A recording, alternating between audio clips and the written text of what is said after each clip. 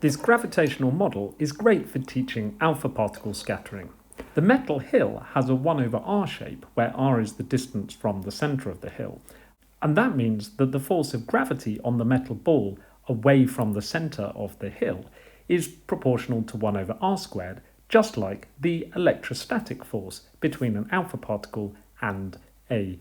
nucleus would be proportional to 1 over r squared.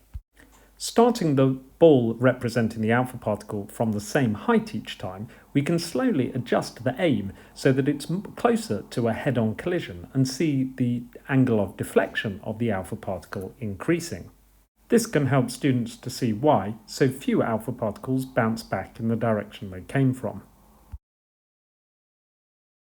You can also show how the energy of the alpha particle affects the angle through which they're scattered by gradually decreasing the height that you roll the ball bearing representing the alpha particle from and seeing the angle that it gets deflected by increasing. A simple way of understanding this is that when the ball is travelling slower, it experiences the repulsive force for longer and therefore it gets deflected by a larger angle.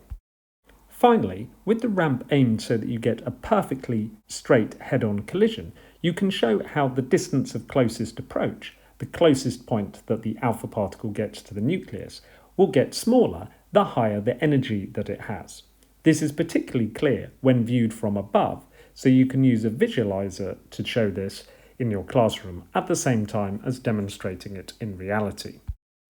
It's helpful to perform this whole demonstration in a tray so that you don't have to keep picking up the ball bearing from where it rolls to.